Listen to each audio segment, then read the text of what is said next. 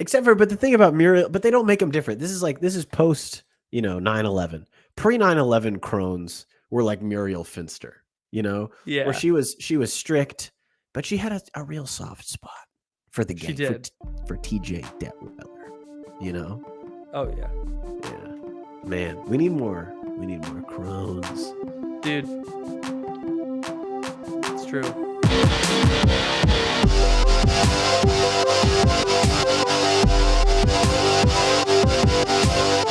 Welcome to The Crunch, the only podcast that still doesn't know the effects of long COVID. It's your boy, Ethan. And I'm Patrick. Ethan. I got COVID on the brain. Oh yeah? Yeah. Usually it happens in your lungs. Well, a lot of people in 2020 got COVID in their brain, if you know what I'm saying. Oh yeah? But we got COVID on the mind. We got the sickness from the boy.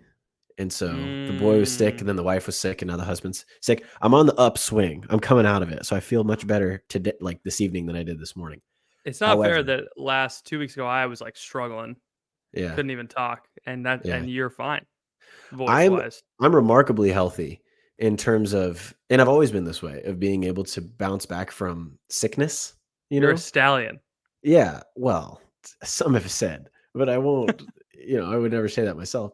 But typically, if I can like get a nap in, and I can get just like some soup, and then in 1 or 2 days, I'm back at it. I'm back at it.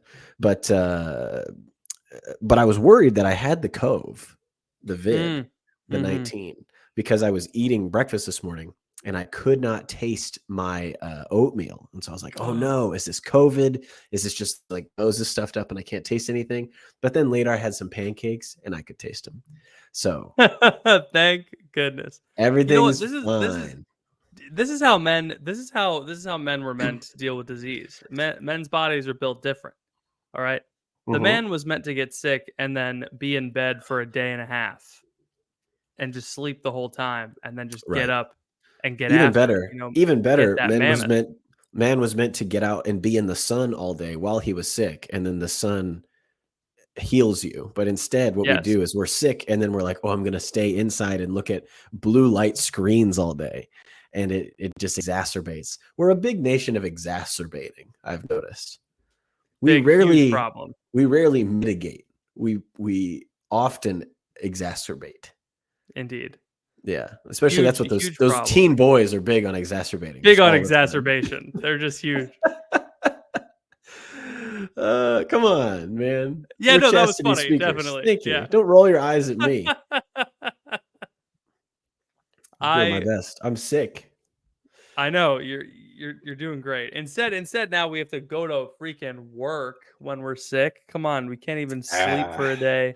Yeah, and then go outside and sun our necks. Yes, dude, that side of Twitter is crazy, isn't it? What, sunning your balls? Yeah, that's not even the craziest thing that those people say. That's true. I've seen some stuff. They're like, you got to put butter on your steak or you're gonna get cancer. It's stuff like that. But that one seems pretty harmless, all things considered. No, that one's harmless. But look, you can't. Who wouldn't want butter on their steak? The harmless stuff is the craziest. Why? It's like the thing that has no effect either way. Yeah. That's the craziest. Like superstitions are crazy. Oh, if you stick your thumb on the roof of your mouth, you won't get hiccups. Like superstitions like that are crazy. It's things like, drinking Kool-Aid to commune with the aliens that are passing by. Like that's just bananas. It's a whole different level. It's not crazy. It's that stuff's like actually a problem. You don't want to talk about the stuff that's actually a problem because then you're just being annoying. Actually, the Bronze Age guy, he's actually a fascist. Like, shut up, nerd. We know it's a problem, but like, just the sunning your balls thing is funnier to talk about. Obviously, yeah. They talk a lot about. They have a pretty big obsession with the balls, and then it's also they talk a lot about the Jews over there. Crazy, right? I know, which given current events, maybe is not the best. Although there was one that I thought was pretty funny. Just objectively, right? Like if we're looking at this from a comedy frame of mind, okay? Everybody, anti-Semitism is wrong, okay? Let's just start there. Yes, anti-Semitism is wrong, and it's worse than every other prejudice. Yes. Well, it just depends on who you ask. Yeah. But this guy, he tweeted out, it's crazy that the Mormons have infiltrated the highest levels of the United States government and nobody is talking about it. And he like listed a bunch of United States intelligence officials. Yeah. And then the community notes comes in and corrects it and says, this guy's Jewish, this guy's Jewish, this guy's Jewish, this guy's Jewish. And it's comedy. It's just like perfect. Really funny. He baited the community notes into doing the thing that he wanted them to do, which was point out all the Jews in the intelligence agencies. And they fell for it, hook, line, and sinker. I love that because it's like, oh, that's a chef's kiss. I don't know what your that was just obvious. They're like, look at all these Mormons. Yeah. Obed Horowitz. Like, come on. You got to know he's kidding at that point. Same guy did another one that was, whoa, did you Mormons guys know have that names like Jedediah Smith? Right. He did another one today that was like, whoa, a Mormon priest bought Pornhub this year. That's insane. Why don't more people know about this? And the community notice. Pornhub was recently bought by this capital firm whose chairman is a Jewish rabbi. So it's interesting. That's a little factoid that you might want to know. That's weird. It is weird. That is a strange Torah. Right. Like that is a strange thing to me where it's like, why would you, I mean, I don't think it's fair to speculate as to why the Canadian Capital Fund with a Jewish rabbi at its helm purchased Pornhub. But I think we can all say that it's bad and it should not exist. He should have deleted it. Yeah, a man of the cloth. Indeed. A man of God should not be purchasing. Should not be purchasing any type of pornography websites, let alone the biggest one. I think we can say that with some certainty. Anyway, how are you? What's going on in your world, in your life? Things have been good. I had a meeting about the book today. That was nice. The book. Is that getting published soon, 2025? 2025. It's coming along. We hit a snag, chapter 6 and 7. But we managed to be like, all right, chapters 1 through 5, solid. 6 and 7, super rough, need some work. Like the outline worked on the like when we were reading the outline, it worked. But now that it's been written, it doesn't. She goes, it seems like you're trying to fit everything in the last chapter that you didn't get to talk about and put everything you know in the last chapter. And I was like, really? Because that doesn't sound like me. Dang. This book writing process is good, hopefully, for you to learn some things about yourself. She was like, but I have some authors who try to fit everything they know in like a paragraph. So at least you're taking up a chapter. And I was like, name names, sister, name names. What if I told you that you could make a very healthy living by moving to Steubenville, Ohio 31 years ago, becoming a professor, and just writing one very short book every 6 months about some aspect of the faith that you know about? Yeah. You could do that. Isn't that I had a crazy conversation at work about Scott Hahn because apparently the reason why Scott Hahn is so famous is because of one of the guys who founded DE. My work, my company. I know what DE is, but I'm disputing the claim. Sometimes I say it and people don't know what it is, but I work for a company called that. So I work for a defensive end. The Lighthouse Catholic Media was founded by the guys who founded my company. Oh, okay. That makes more sense. Yeah, and St. Joseph's Communications, which I don't know if you know St. Joseph's Communications, have you ever heard of it? No. They are the company that licenses all the Lighthouse CDs. And so the St. Joseph's Communications guy, he was the one who recorded A Protestant Pastor Converts to Catholicism, which is their first CD. That was the Dr. Hahn CD. Nice. It was just him in a room, and Dr. Hahn was like giving a talk to like 20 people. Right. And this guy's recording him. It was like, "Can I record you?" And he's like, "Sure." And that tape got sent all over the country. I have an idea. Yeah. We've talked before on this podcast about putting our show on vinyl, which would be very millennial core and chuggy. It'd be chuggy. It's chuggy. It'd be chuggy if we put a podcast on vinyl. However, I think it would be rad and Gen Z core if we put it on a CD, a compact disc. I think a cassette tape would be cool. No, that's chuggy. CD's cool. Cassette and then vinyl are like too far back. You know what I mean? Mm-hmm. What would be even better? Great. I'm glad you think that, but I'm just telling you that you're wrong. But no, cassettes are gonna be cool because Guardians of the Galaxy, like these the movie that came these out in Zoomers. 2014, 9 Yes, years when these ago. Zoomers were kids and going to the movies, they were like, "Whoa, the space guy has a cassette." You're gonna make me throw up with how bad this take is. Cassettes are so out. They're so out. What do you CDs mean? are not back yet. That's what I'm saying. That's why we have to be ahead of the curve. If we Oh, I see. picture this, we go to Mhm. Seek 24, maybe Yeah. if they respond to our emails. Yeah, we hand out mixtapes, hand out mix CDs. Yes, we hand out CDs like those guys in New York, but instead of extorting people for their money, we give them laughter for free. Yeah. What do And you the think? mixtape is actually just a highlight reel of our best bits. Yes, That'd be pretty funny. interspersed with jock jams. Sure. So it's like it's like you making a joke and then it'll switch really fast and it'll be like, y'all don't really know me, like boom, here comes the and then I'll make a joke and then it'll Yeah. go back dun, dun, dun, dun, dun, dun, dun, dun, dun, and then you'll make a joke and then Yeah. it'll be like a constant 1 hour long CD of a radio DJ's wet dream. Sure. What do you think?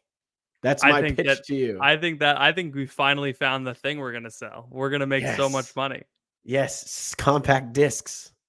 We're in. Compact disc. Compact disc. Compact disc. Yes. So I think now's a good time to transition into the sadness. Yeah. The end of the podcast as we know it. I know. It's guys, we're ending the podcast. We've done that too many times at this point. I know. Yeah. Hey, you did it one time to me for real. I know I did. Chicago. That's why I hate Chicago now. I was having a hard time. Here's the thing. We're not ending the show. We're just taking a break. So Mom and Dad are going to go live at separate houses for a while. Yeah. And Dad's going to go hang out with his, other family. Elaine from work. You've met her. He's going to go spend some time with her. And Dad is going to go spend some time. You remember Jeff from his work. He's going to go spend with him. Some time with Jeff. If you've followed this podcast at any length of time, you know that we do 3 episodes a week, one on Sunday, one on Wednesday, one on Friday for the patrons, patreon.com/thecrunch. And we just recently started doing 3 a week. We're almost a year of bonus podcasts. So in the last year, basically from January 1 to now, we started doing YouTube. We started doing a bonus podcast every week, and we started doing the Dating Corner episodes on top of really ramping up the Instagram and doing the Discord and we've done a lot of traveling. We've been meeting with a lot more Catholic creators and trying to build up our network, meeting up with lots of friends, developing new relationships. And so this year has just been a big year of doing things for the Crunch Catholic podcast.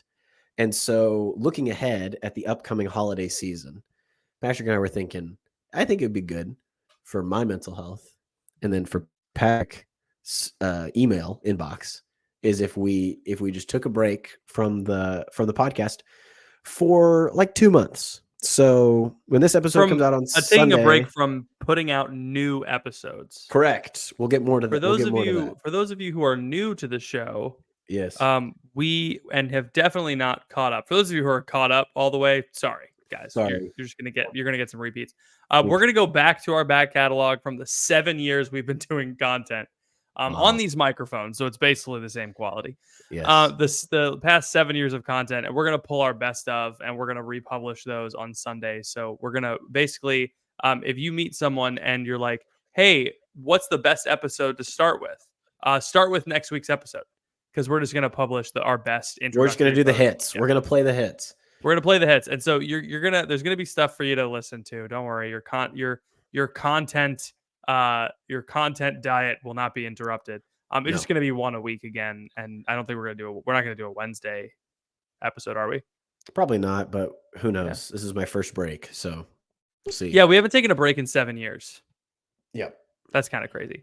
Yeah, so the point of the break is really to spend some time with our family, but also to like we're still going to be doing the bonus podcast. So if you want new content, we're gonna have it on Patreon. So it's $10 a month, right? $10 a month on Patreon. Yep. I think we talked about opening it up to people who join at $5 a month for the break. Yeah, let's do that. So if you join for $5 a month, if you do $5 a month during the break, you'll get the bonus podcast. So you'll get 8 episodes, 2-month breaks. You'll get 8 episodes for $10. And the whole back catalog, so you could go back through all of the old bonus podcasts if you wanted to. There's like 50-ish of them. You could download all of them. You could listen to all of them, and that'd be fine. And then you could leave after 2 months. You could only pay us $10 if that's what you wanted to do. So we'll open it up to the $5 a month tier for the 2 months that we're taking a break. But we're going to be doing that. One of the other things that we're going to be doing is, Patrick mentioned that we've been recording on the same microphones for a long time, but as the year ends, we'd like to make some investments into getting some nicer equipment, specifically audio equipment. I think the YouTube is still growing slowly. We're not really investing in the YouTube as much as the Instagram right now. So we're not as worried about the video component, but we are very much worried about the audio because we want you guys to hear industry standard audio and not just the microphones that we happened to get when we were 19. And so but they're expensive, right? And we don't have a ton of extra cash just sitting around. A lot of the income that we make from Patreon, I was talking to our good buddy, goes straight to our families. I was talking to our good buddy John Bosco Donahue, otherwise known as John. His name is just John. John. It's JBD. just John. Nobody JBD. on planet Earth calls him JBD except you. This guy. I like it. It's a fun thing. He likes it. So I asked if I could. But Truth Charting on PLN. Instagram, his middle name isn't even Bosco. No, it's not. It's his confirmation name is John Bosco. Yes. Yeah. So I was talking to him, and he was like, Matt Fradd blew up when he upped his quality, when he met Cameron Bertruzzi and upped his quality. And so I think we should up our quality so that we blow up too. Yes. And then people are going to be like, where'd these guys come from out of nowhere? And act like we don't know nobody. Do you remember that Vine? I do. What I'm talking about? I miss Riff Raff. There's a certain je ne sais quoi about being alive in 2015 when Riff Raff was just on top of the world, and he had just released Dolce & Gabbana, and he was released Pink Panther, and he was making these vines. Oh man, I don't know what he's up to now, but Riff Raff came at the perfect moment for me as like a graduating high school senior. Yeah. Gosh, looking back now, it's like I can't believe I listened to that, but I still go back and I'm like, man, this hits. That is so good. Tiptoeing in my Jordans, trying to stay out. You remember? Yeah, I do. I was there. I was alive in 2015. Yeah, we all. Oh were. Man. Sometimes. Anyway, sometimes I'll talk to a kid. So this is when were you born? 2014. It's like that's not true. So this is essentially a cry for help. We need people to support us on Patreon so that we can upgrade the quality, because we want to take this break to not only upgrade the physical quality of the microphones, which we can do through the patrons that are already supporting us and you if you decide to support us, but we're also going to talk about how we can make the experience of being in the Crunch community, either through Patreon or through the Discord or on the Instagram. We want to make this community that listens to this show better.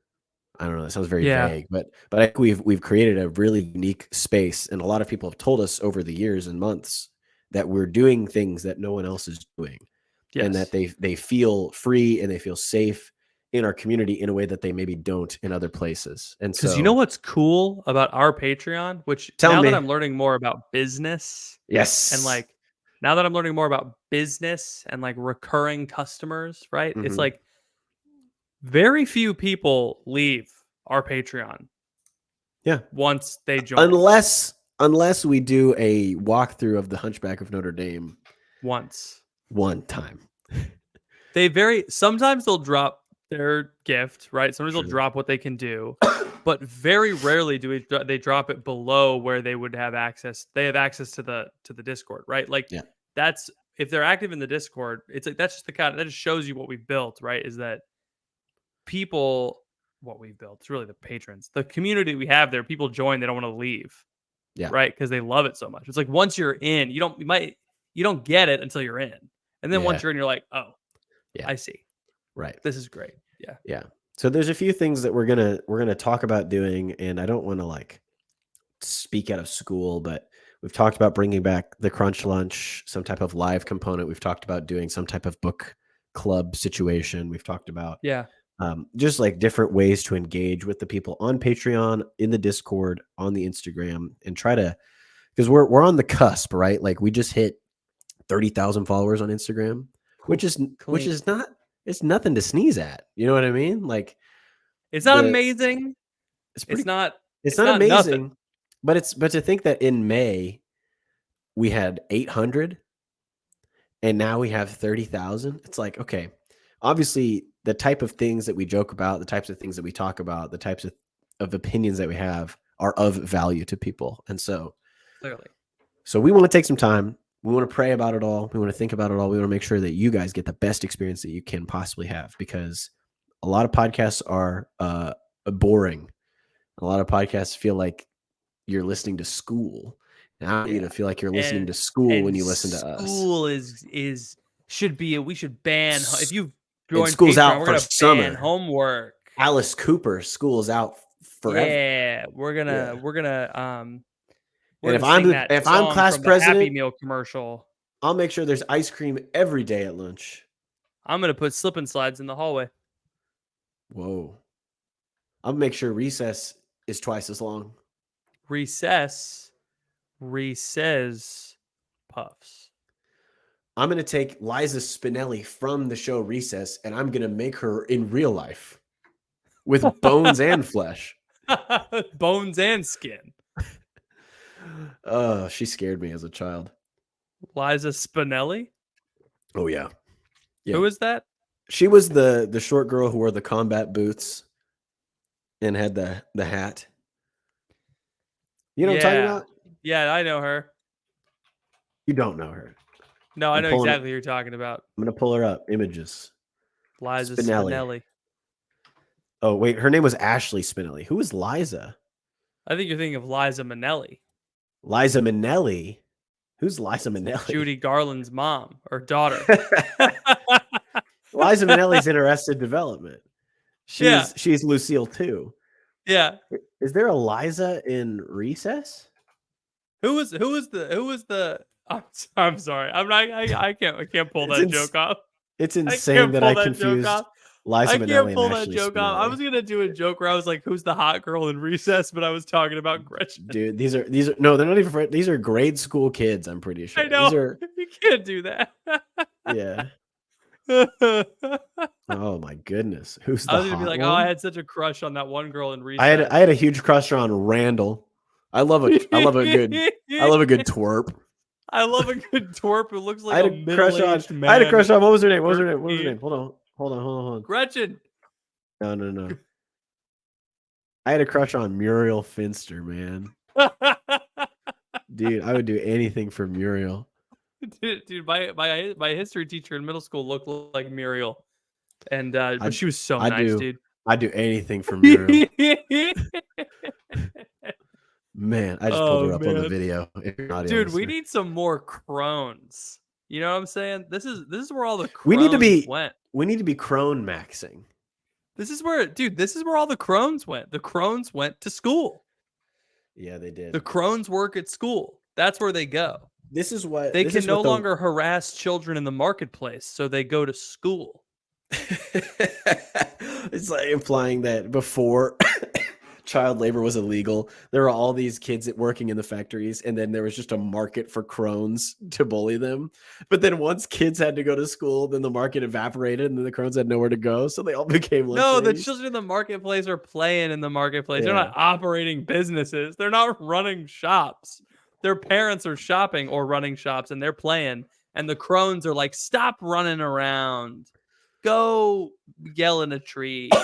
Are these women employed by the shops, or do they just sit outside and kind of hit people with their handbags? Old, and their son runs their shop, and they live off the income, and so they just sit and play mahjong.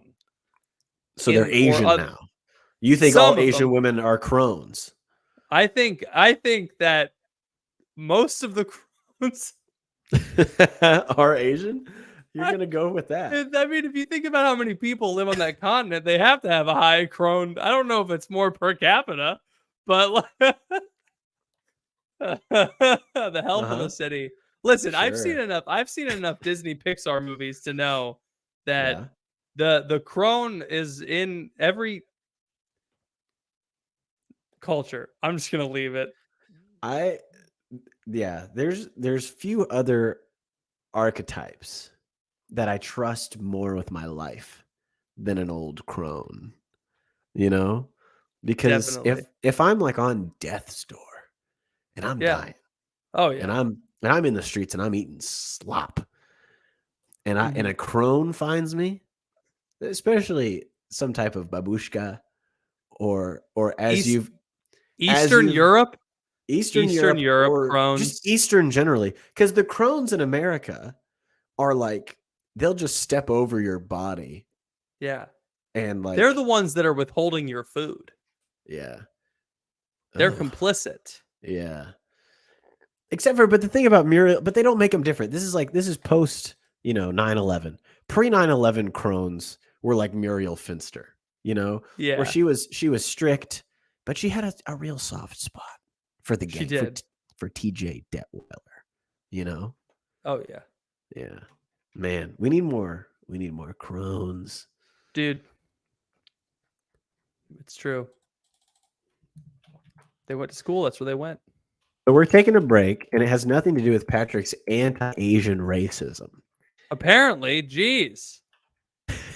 Don't geez me. You're the guy that went there. Look, we have cultural archetypes, right? Yeah. We have cultural archetypes. There's the. It's just like name in some Coco. Other ones. In Coco, we've got the aunt. Well, now you're talking about the Mexican women.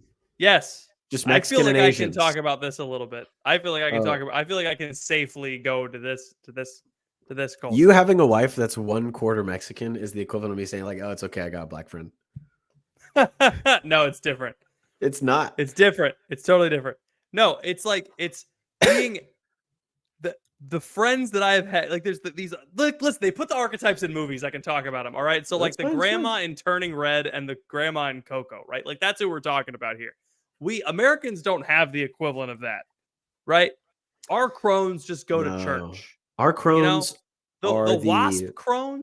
Yeah, they play bingo at the Mason at the lodge. It's Lucille Bluth. That's our crone. Yeah, but she's just annoying. She's not a caring crone. No, she the doesn't crones care. in other cultures are family oriented. They care.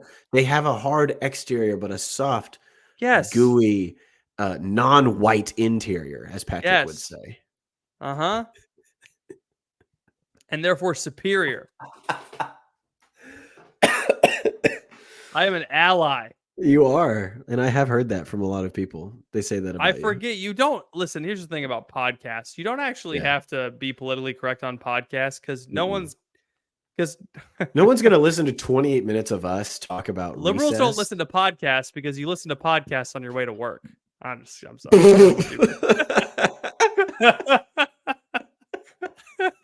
Dude, you haven't had a funny joke in like a couple of weeks.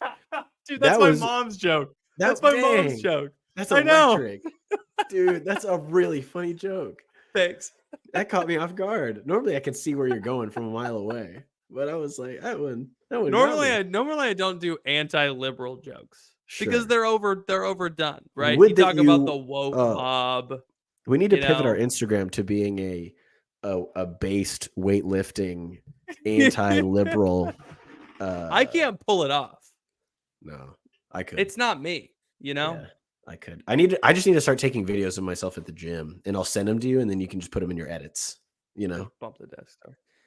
Yeah, no, I'll definitely do that. Just send me the videos, and I'll do it. I don't need you to patronize me right now. I'm sick. I'm ill. I It's need you to 8:23. patronize us. There Patreon.com/the it crunch. Look is. at that ad pivot right there. That's Anyway, yeah, good. so we're taking a break. So we're taking a break. Thanks for Yeah. hanging with us. We're making the lefties mad. I don't know if we have any lefties that listen to us. We got a lot of righties. I think we do. But no, haven't you noticed that? It's like it's never the like audio clips of people. I think podcast going to video was a left-wing plot. You know, because now you can catch people's videos. You know, Sure. Like the I also Shane think that Dawson on the podcast, like Shane Dawson talking about how he finds a young child attractive on a podcast in 2011, like that surfaces every now and then, but people aren't going to listen to audio on Twitter. You know, that's stupid. It never pans out. But people will watch a clip from the whatever podcast and be like, these guys are fascists, whatever that means. Yeah. I just think that liberals, and this might be an oversimplification, painting with a broad brush here. I might be painting with is nuance. You're taking me back to a time that I don't want to go back to. But I think that if they start listening to a podcast and it doesn't reaffirm what they believe in the first 5 minutes, then they're just going to turn it off. You know? I think that's fair. It's like, but I think the people on the right are more adjusted to the fact that their views are not in the they're not regime approved, you know. So when I listen to a podcast that's not explicitly right wing or Catholic, I don't expect to be affirmed in my beliefs. I expect for the host to disagree with me. But people on the left, because their beliefs are regime enforced, they expect everything to be catered to them. That's why every late show sucks. You know, it's because it's all the same guys writing all the same jokes. But not here. Not here on the Crunch Podcast. And that's why we're taking a break. And you can go to patreon.com. If any of this inspires you, which I don't know why it would, but if any Patrick's of it inspires vague you, right-wing humor, that for some reason I'm doing this week. And Ethan's explicit right-wing humor. If any of that is interest to you, but in all honesty, we're trying to build a cool online Catholic community. We're already making huge strides because of the people that have supported us. If you want to keep this thing going, I mean, we're going to keep going with or without you, but we want you on board is basically what I'm going to say. So patreon.com/thecrunch. $5 a month gets you the bonus podcast through the end of the calendar year. $10 a month gets you the bonus podcast in perpetuity. And it also gets you access to special secret Discord channels that even the $5 patrons don't have. So yeah, we'll open the bonus podcast to the $5, but the special Discord channel, that'll be still for the 10. It'll be for anyone. So check it out. Patrick, you said you had a little topic that you wanted to do before we close out and move on to the, what do you call it? The Dr. Ethan's Dating Corner? Yes. Please. So I'm ready. Was at men's group on Monday, and we're reading through Bishop Barron's little book. You've heard of him. He has a hat. He's ripped. He does have a hat. Yeah. I'm a fan. His Excellency Bobby B. He wrote a book about the Eucharistic revival and the need for Eucharistic revival. And so me and my boys were talking about it. And I was surprised to hear that not everyone is like on board with the Eucharistic revival. Which is weird because you'd think, like, who wouldn't want the Eucharist to be more known and like revered and worshipped? I have an idea. You know what I mean? Tell me your idea. I think it from the faithful Catholics perspective. Yeah. We're used to the synod on synodality, right? Yeah. Like we're just coming off the heels of that train wreck. And so we distrust institutional program, especially on a large scale like the Eucharistic revival, even though the names are in it. Like Pope Francis didn't get Father Mike Schmitz on board with the synod on synodality. You know what I'm saying? Like you didn't hear Jackie and Bobby Angel being like, hey guys, make sure you go to your parish's listening session. You know, there was none of that. But they're doing that for the Eucharistic revival. I also think because the Eucharistic revival is an explicitly American project. And so it doesn't make much sense for the Vatican to grab American celebrities especially since the express written purpose of the Synod on Synodality is to quiet Western conservative Christianity, you know? Well, yes. So they probably those people were non-starters to begin with. Yeah, I used to be like, oh, you guys really think that Pope Francis cares that much about America? He's apparently the Vatican super does. Like they see that tweet hate about the the MAC. lace? Oh my gosh.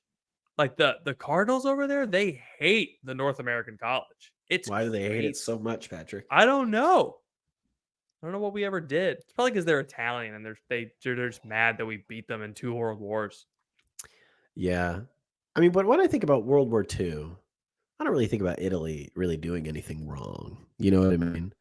Well, like if they had a concentration camp in Italy, the food would probably be pretty good, is what I'm saying. That's true. They wouldn't be able to feed anyone slop. No. Morally, it's right. You have a hunk of bread.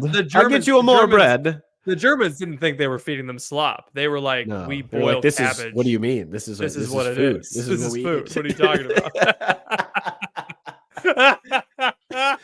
The Italians are feeding them pasta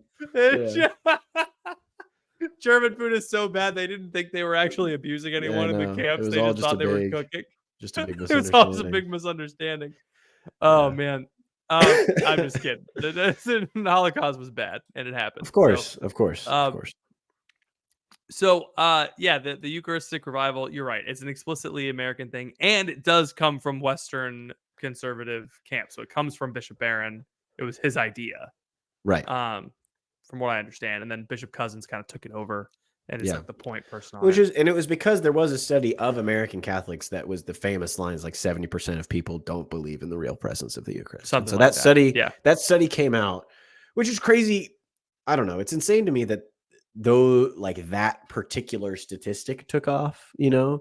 Yeah. And not the like for every one person that joins the Catholic Church, 6 people leave statistic. Like there's plenty of other statistics that are crazy and like ought to warrant a national response.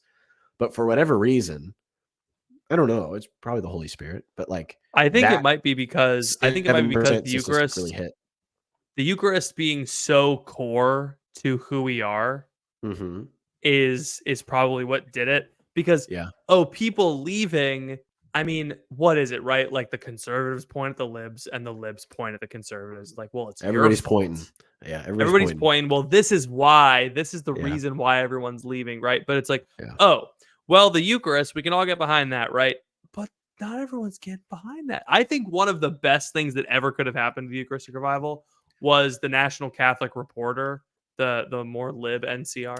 I call it the National Catholic Distorter. Nice. That's funny.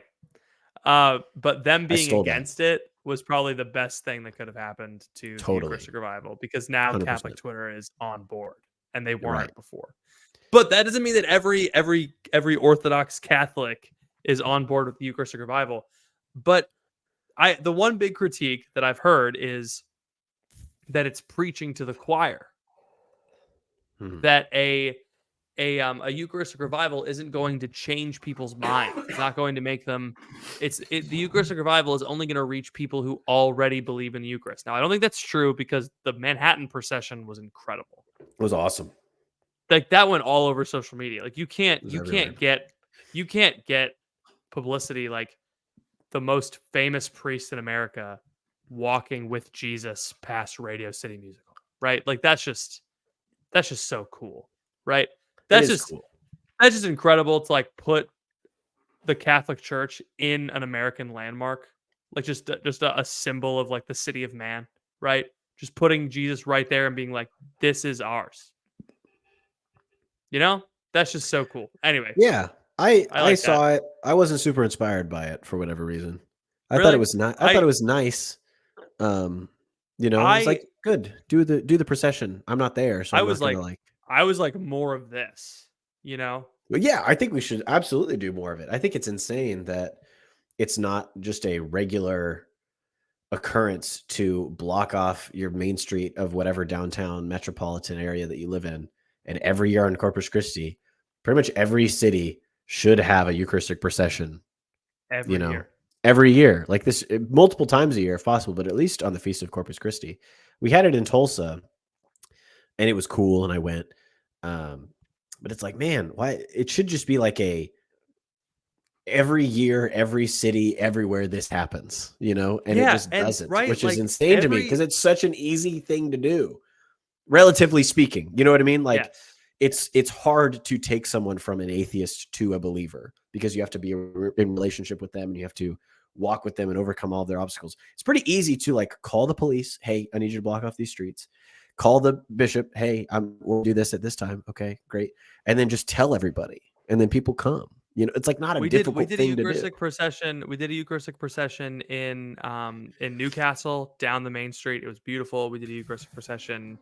It's hard in suburban cities because you just do one like around the parking Oh, lot. yeah. Oh, I hate Like the parking lot Eucharist. That's not a procession. You know what I mean? no, it's Unless you're just unless you're cutting off BMWs in traffic, you're not processing. yeah. You know? It's like it's the most like internal thing it could possibly be. But like we need the Archbishop of Los Angeles walking down Sunset Boulevard with everyone. Like that Yeah, needs to be happening everywhere. yeah. And It'd that be cool to that take Jesus onto the Walk of Fame and say, "You think all of these people are a star? What if I showed you the star of Bethlehem, the Morning Star. the morning star, God?" God.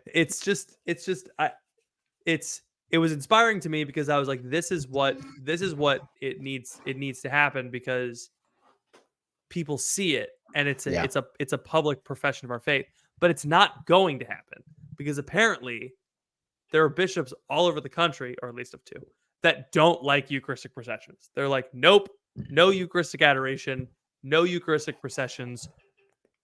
No. And I've cringe. told you about this. Yeah, I learned yesterday, 2 days ago, I learned on Monday that there is a bishop in a state that shall remain nameless. Not my bishop, but it's they're around here. it's the And Bishop of the Diocese of St. Petersburg, the bishop of the Diocese of St. Petersburg does whose not name I allow don't know, but I'm going to look it up right now.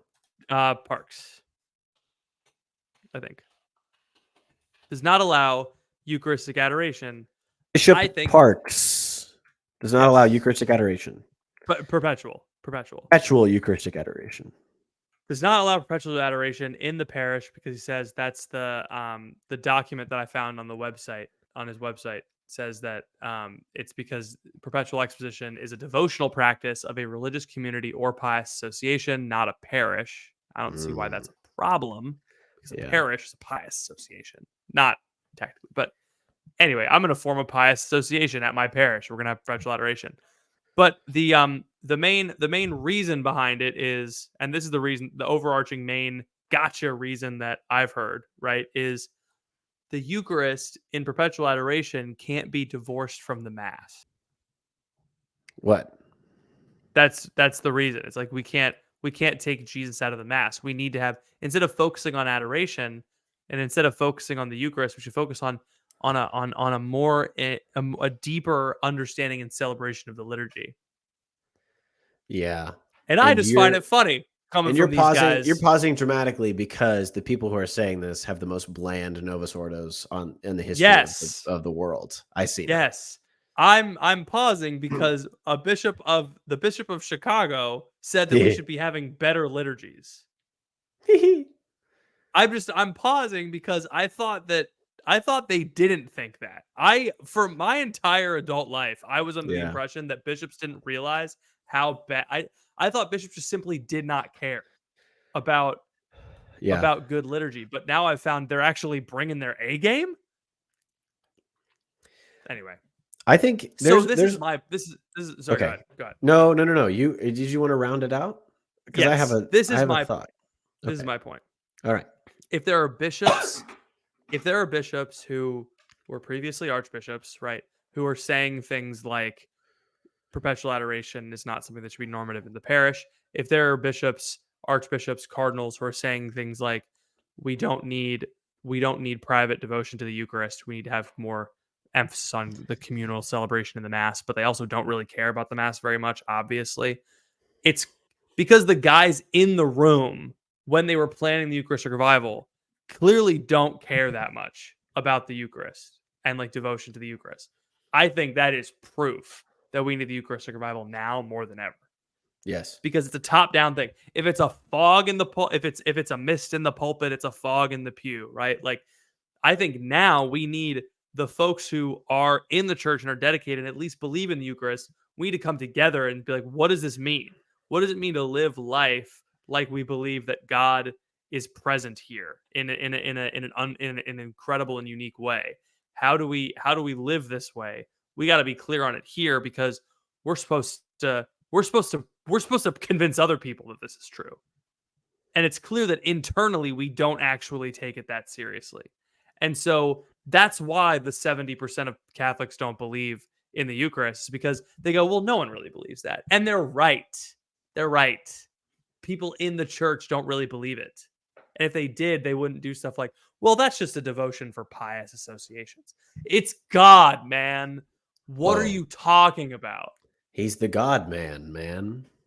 Well, that's just an activity for pious associations. What's the church? It's a pious association. I like your comment about how realizing that they've been on their A game this whole time.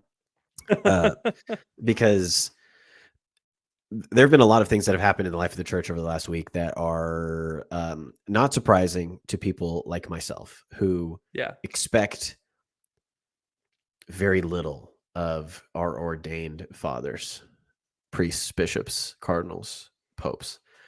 It's not because I don't love them. It's not because I don't care about them. It's not because I don't think that they're doing good things. Right. Yeah. I do think Pope Francis is actually the Pope, all these things. But it's like, I don't expect anything from these guys really at all, because that way I'm not surprised when they let me down, because that just happens so often. And so it's just, they truly are spiritual fathers. Truly. It's just shocking to me to see people who are like, there's priests on my timeline melting down over the fact that, like, I can't believe that they took a sexual predator and they just moved him to another diocese. Like, where have you been for the last 80 years? That's just been here, man? That's been the standard operating procedure. You're telling me you're surprised that a Jesuit under a Jesuit pope has not faced any serious repercussions for his actions? No, they're in a boys' club. They're both Jesuits. They've known each other for decades. Like, why are you surprised? Like, it's crazy to me that these people are surprised. And it's also crazy to me that there's this expectation that, like, that bishops and pastors will, like, do something, because I think we just have to, we have to give up on that dream. Yeah. Like, there are not, barring some great movement of the Holy Spirit, which God willing happens. But there are a possibility. Yeah. It is a possibility. And I really do hope it happens, but there are 0 bishops in this country at this moment that are willing to do what is necessary to actually affect the Eucharistic revival in their diocese. 0. Why? Because it would make some donors upset. There would be logistical issues. We'd have to go through the legal team. We've bureaucratized the church to the point so that nothing actually gets done. In a hierarchy, things get done because power lies at the level by which it's effective. But in a bureaucracy, it's all just spread out. And so you were doing the Eucharistic revival, but really what we've done is we've just amplified the bureaucracy. We're just kind of pushing things around within the bureaucracy and claiming that we're reviving the Eucharist, when in reality, it needs to be like a top-down, I'm the bishop and this is happening. And I don't care what the lawyers say. I don't care what the donors say. We are doing a Eucharistic procession. We are having perpetual adoration at every single parish. We are whatever. I recognize that there's logistical challenges to those things. I'm not saying that they should just ignore the reality, but I am saying that I think there's a lot more fear at play than a lot of us would like to admit.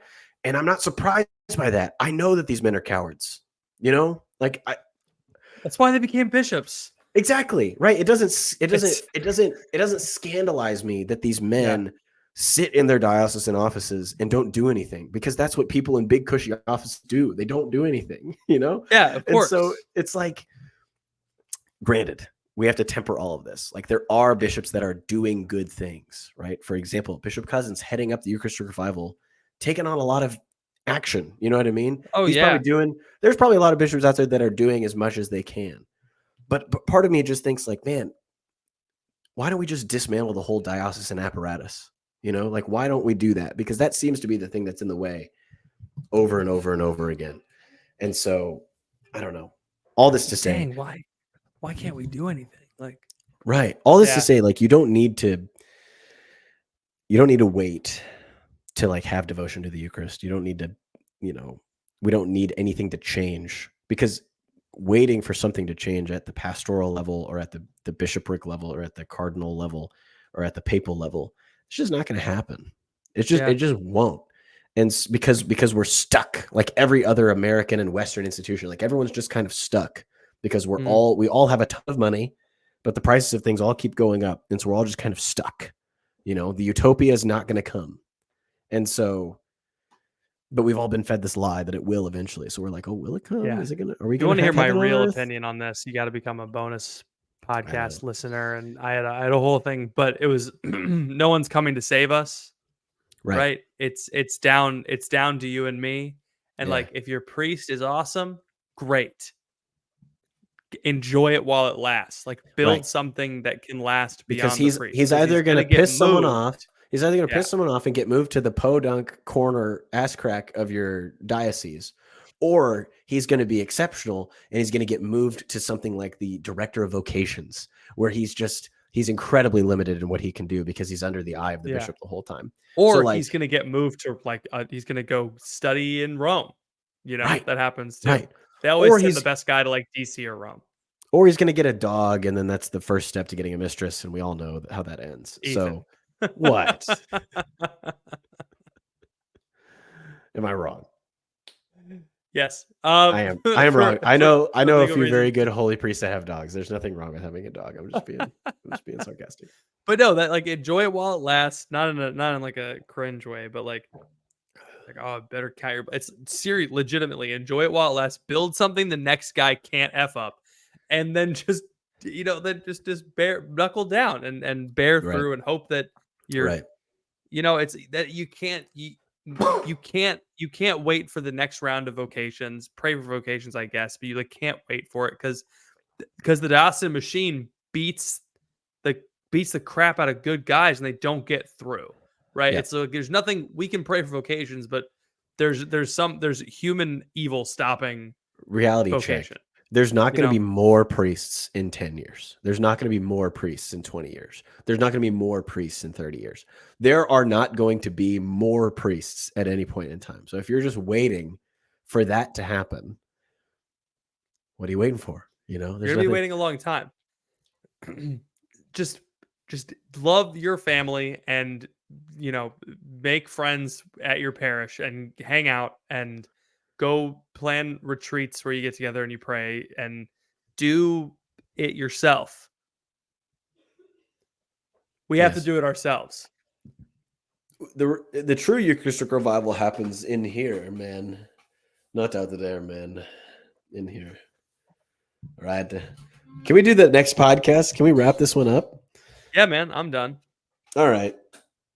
I apologize to anybody who holds the title of bishop that I've offended. I'm sure there's a lot of you out there that are doing as much as you can. But listen, why are you so scared? Bishop Strickland is the only one that's not scared. If a bishop listens to our podcast, which I doubt they do. That's crazy. Doubt they do. From what I understand, bishops don't read their email, so they don't get much of the criticism. So there's the two things a bishop never hears. The two things the bishop never gets: a bad meal and the truth. Indeed. I would like to say, if there is a bishop listening, I know you do have some diocesan funds that you can siphon. I've seen it happen before. I know that you guys are capable of it. There's a little website called patreon.com/thecrunch. And if you just want to send an envelope of cash, if you want to redirect some funds, just discretionary, patreon.com/thecrunch /discretionary funds. Indeed. That's the spot to go. So thank you for your stewardship. Patrick, do you have anything else for the people?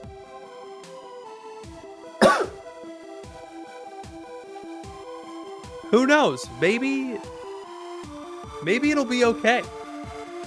Maybe. We'll all die eventually, and then it will be. So thank you all for listening. Please pray for us. We will be praying for you, and we will see you all next time.